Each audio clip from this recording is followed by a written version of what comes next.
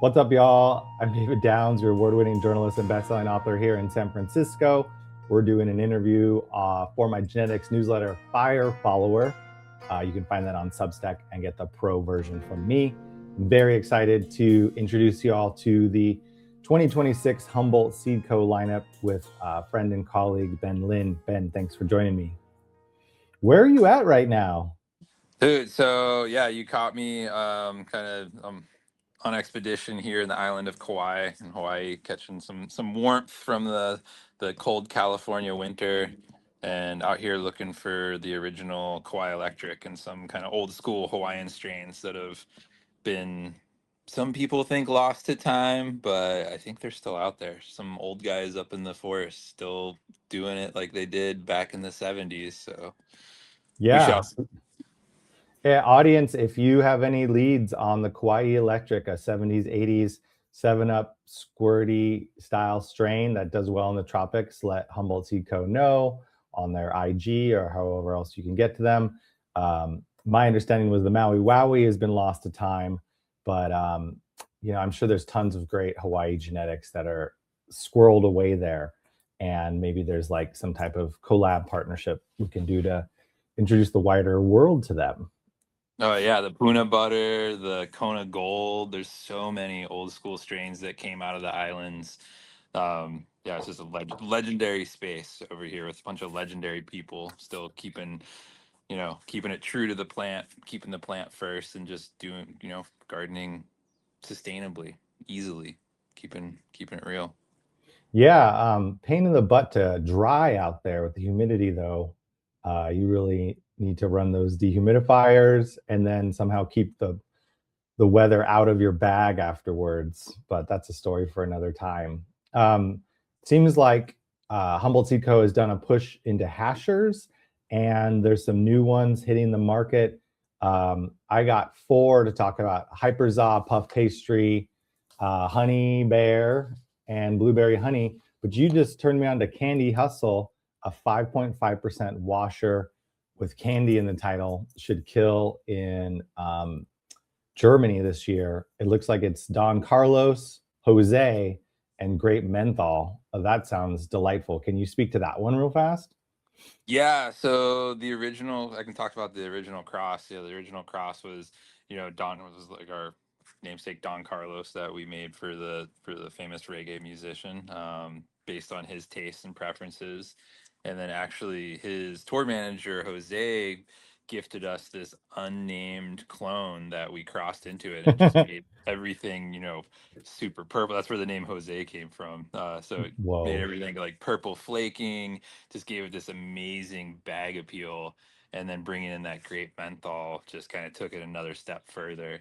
And we were blown away because it's something that we've just kind of played with on the farm. It was never really originally meant to be like a serious breeding project. It was kind of just a passion project. And then some of the neighbors grew it, and then some of the guys on the farm grew a couple of them, and everybody came back just with this resounding like, oh, this is the crip. Yeah. And so we did some wash tests earlier this year, and we're blown away that some of the phenos were hitting in the 5 to 6 range, to hash and just it checked all the boxes. It's like it's like we were jokingly calling it broker weed because it's like checks all the boxes. It's It's like purple purple, too. yeah, and it's that candy gas. Like it has all the smells in it. Like anybody that is looking for To a move specific it, will find it. Yeah. just bulk it out. Where did the name Candy Hustle come from? Well, from hustling, obviously, and it was actually, yeah, it was one of the guys on the farm, Fallon, who came up with the name. He was calling it that hustle. This is that hustle weed, and then Yeah. we were separating the seeds in we have like a big seed thresher that threshes all the bud up and separates the seed, and it just smelled like overwhelming like grape tropical fruit coming out of the seed separator. So we were just like, wow, that's the candy in it. So we called it grape tsunami for a little bit, and Mm. then we eventually landed on Candy Hustle. Candy Hustle. That's going to be a mover. Hope you got a lot of packs of those over on the HumboldtSeedCompany.com website. Looks like it's available as FEMs right now. Yeah. Did you make a lot of packs? It's a little bit of a limited release, but yeah, it's definitely here to stay. After seeing the flower and doing some of the photography, like some of the photos that Candid Kush took of it, we were just yeah stoked on how it came out and just the bag appeal, like drying it in the bag. I just saw on my desk at home and was yeah just pumped to see this like platinum purple, big chunky frosty buds.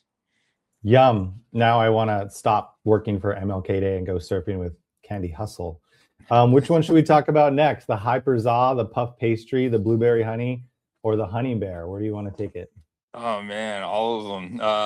So yeah, the honey bear was like that was something we specifically bred up in Humboldt. Yeah, Nat was really looking for like a really good washer that was just going to hit the numbers and Right. be and just it's a little bit of a later finisher, but it's definitely worth the wait. So late but worth the wait on the honey bear, and just checks that box of just like good numbers. The hash is beautiful, like super blonde. Like if you harvest it early, you actually get like a white rosin from it, which I know some people really look for in this world.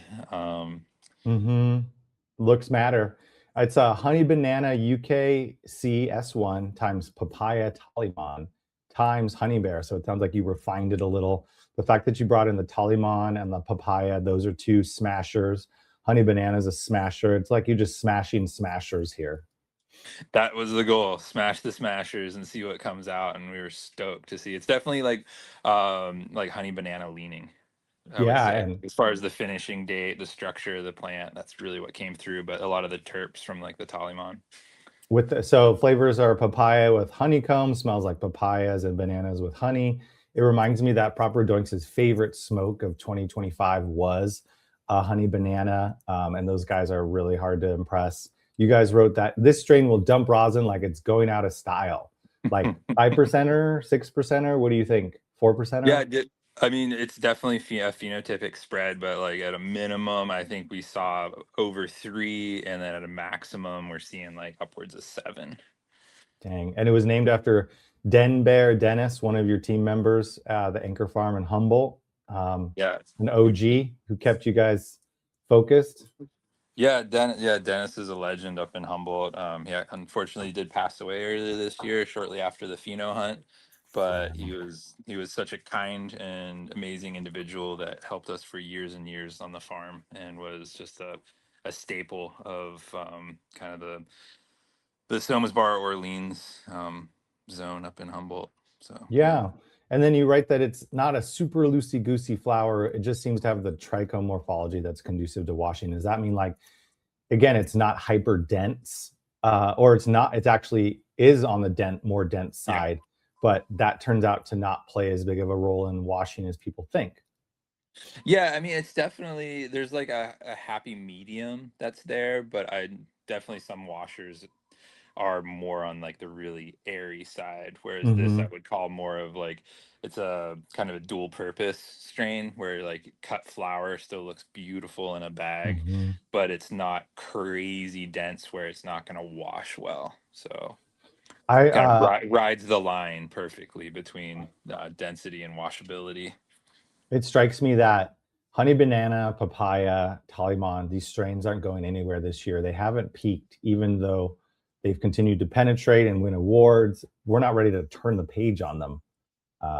Like I mean, there's still new markets to get them out to.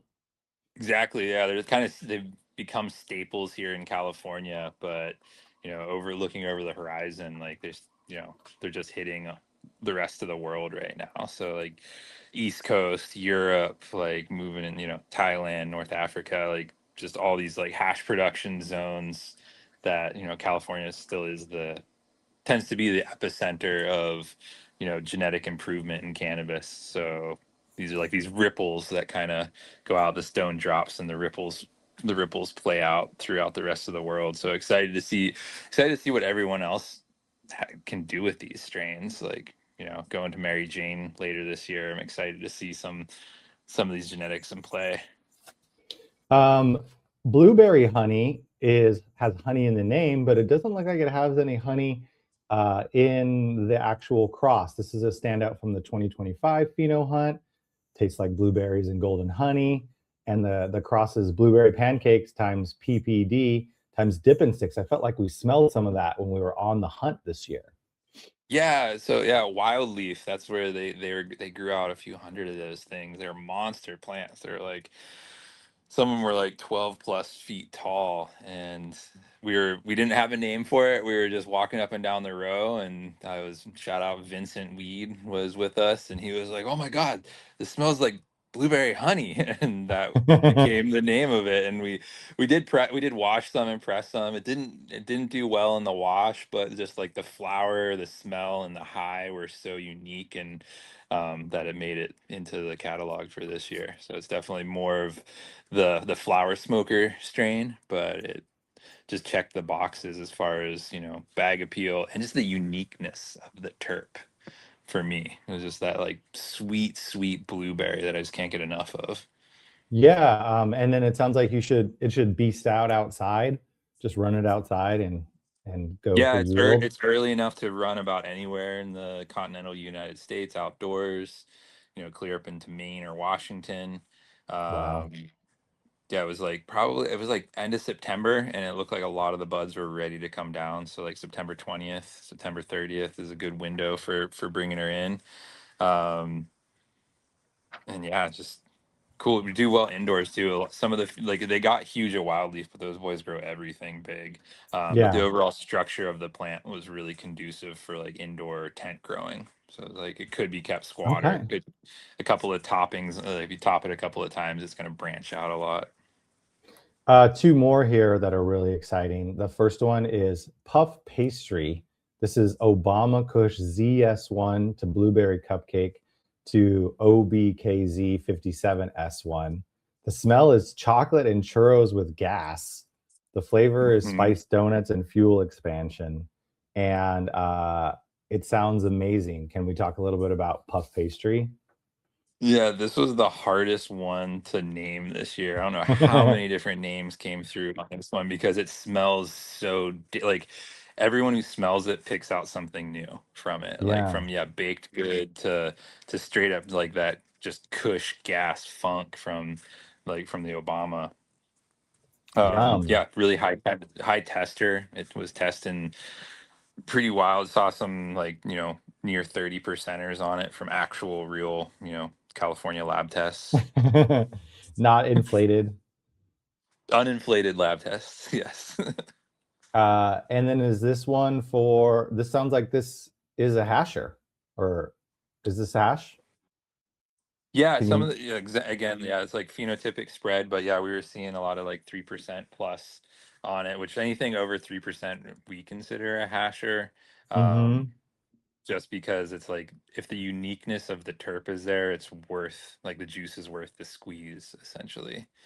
Um, because it's And easy to get stuff that's, 8, 6, 7%, but a lot of it's going to start to really bottleneck into like one of two specific terp profiles. You're either going to get the more GMO smell and stuff or the more papaya smell and stuff. So when you can find something that's a little bit more unique, especially in the gas realm, yeah. um, anything over 3% in my book is worth going through it with. I see the blueberry cupcake in there. I feel like that's been a focus for y'all over the years with the blueberry pancakes, just in general. Am I reading that right? That you just love working with that Yeah, the blueberry line. structure on that one just came out so crazy. Like some of the phenos, I've seen phenos that are like literally like the size and thickness of my arm with like of the top cola with barely any leaves on it. It's like a trimmer's Damn. dream. Right. It's like something you could just like clip off and like it's gonna trim itself in the back. Yeah. A pound an hour to Easy. Yeah, trim. exactly. Yeah. Like the modern day like commercial growers, yeah, stoked on the blueberry cupcakes. And so any of the crosses that we bring that genetic into, we're always looking to kind of bring that flower structure and that minimal like, leaf to calyx ratio. Lastly, Nat was really juiced on the Hyperza at Terpnami, which is a sentence that has never existed in the history of the universe before right now. But he was. It looks like it's farmer's daughter to wedding cake to potty mouth to NF15S2. What is farmer's daughter? Do you know offhand? Offhand, well, that was the namesake, so it was named, named for Nat's daughter, Hallie, Okay. and that was just something that was another one of those like passion projects that wasn't necessarily meant to ever make it into the catalog, but when Hallie kind of found it and was super stoked on it, it became kind of her namesake for in there. I love that. I feel like a lot of the best creations come from like not the spreadsheet, but just like a emotional, like this is mine. Sorry, this is the one we need. Um, yeah, but wedding cake in there is great. Can't go wrong with that smasher. And then potty mouth is a past success for you all. And then NF15S2, I don't recognize that parent in there. What was that? Do you remember? It's a kind of when we have stuff that either maybe isn't a lot of times we like things will come through that aren't necessarily what they were supposed to be, Sure. and they tend to get tagged with kind of what row they were in or what Yeah. greenhouse they were in, and sometimes we're like, oh, we got this as this clone, but it came out as something totally different, just Hmm. because we all know the name game when it comes to clones and how they get traded around this world, even from the best nurseries, unfortunately. But so yeah, that one was a little bit of a mystery to everyone. Uh, but it was one of our we worked with it, pheno hunted it, found something we really loved in it, and then brought it into the potty mouth and into the farmer's daughter. So it was just It kind of seems a really like an updated potty mouth, which was a last big hit for y'all. yeah, potty mouth was great, and that was a cool collaboration with Jason at Ridgeline. That was just a lot of fun. That one. It's always cool to collaborate with other folks in the industry that have such kind of legacies and such, like I don't know, everybody's nose is so different. I always say we're all unique little or little snowflakes in this world, and bringing in other people with such passion and history and getting their take on things mixed with what our take on things is just always comes out with fire. It smells like gas and vanilla wafers. Yum. I often find that a lot of gas will cohere into a vanilla and like flip to the opposite side and be kind of inviting. And then it'll decohere back into gas in the grinder or when you smoke. That tracks for me. And then flavors, petrol, a sweet cookie expansion. That sounds super tasty and hard to go wrong with. Is this one for flour or extracts or both? Hyperza? The Hyperza will do is another one of those dual use plants, so it can be great for flour or great in the wash. Mm-hmm. And we haven't And even then go ahead. good. As I say, we haven't even scraped the surface. I don't know if the autos were on your list, but No, go this into year it. Hit it. we're dropping two new autos that are like true auto conversions. So it's actually where we tracked the Autoflower gene generation to generation, um, looking for how it transferred from, we did the Hella Jelly and we did the garlic butter. So we were able to use an Autoflower, cross it into the photoperiod version, and then over subsequent generations, track that Autoflower gene following the terps of the photo period. So it's a true photo period to autoflower conversion. It took us Gangster. five years in the making, and both are absolute crushers in the wash. The Hella Yeah. Jelly blew me away this year as far as I think was it High Again? They grew some out, and it came through just this like incredible. Like the flower was like little purple hues, like the like kind of like this velvety lavender color, and Yeah. it hit like 3.5 in the wash, and the rosin that came out of it was just amazing. It was like super light blonde, uh, smelled amazing. Just checked all the boxes for me. And then the garlic butter is like kind of more on that like GMO nose, and that was hitting really good numbers as well. I think that was hitting up into almost 4.5, 5% in the autoflower version, and it was just Tremendous. that kind of dual use. It was a little bit looser, so definitely a better flour in general for washing, but what came out was just incredible, like purple buds on an autoflower. So being able to harvest purple weed in the middle of, June, July in California when it's, 100 degrees outside is pretty dope. Incredible. Yeah. So it's almost like you got a sweet contemporary auto and a savory contemporary auto right now. Those two, the hella jelly and the garlic butter. It's so cool. You tracked the alleles and made sure they're in there, and then solved for the biggest issue with ruderalis, which is kind of the rude boy Reggie terp, which is just Mm-hmm. I heard people try those and they go, I just keep getting Reggie. I'm looking around, and they call it, it sounds like you solved for that. Yeah, totally. And being able to do that kind of that essay and look through and actually just be like, okay, I felt like it was a really big game of battleship. So we had all these trays planted, and we would take samples off of every true leaflet that came out, just as the seeds were germinating, and we go back to A32, Mhm. B65, and we could take those individual plants and then grow them out, self them, and then phenohunt through those, identifying what were the terps we liked, what were the potency that we liked, the structures that we like, and kind of push out all that Reggie, as you called it, and just really hone in on like stuff that was like smashing and identical to the photo period. Cool. Yeah, because it's like recombinant DNA. So it's always like when you're shuffling cards every time and you're trying to get the terp genes and the auto genes and like lock those in and stack them up, right? Exactly. Yeah. So this just through the ability to be able to actually look and identify just the allele for Autoflower, we were able to, shuffle a decks of cards and then really just like isolate, specific decks and look through Mhm. them, as opposed to, normally you'd be just kind of sorting and sorting and sorting, and you could potentially just get lost in the wash. This was kind of a game changer. It still took us 5 years to do it, but it was a cool endeavor to be a part of, because I don't know if it was the first time it was ever done, but it was the first time I ever did it. So Yeah. When I like take a step back, I see Humboldt Seed Co really firing on all cylinders, giving the market what it needs and wants in 2026 in terms of dumpers on the hash side and autos on the auto side, and then some real rarities, which is the autos that yield and have great terps. It seems like it's a great time to be over there, and you're putting out great stuff.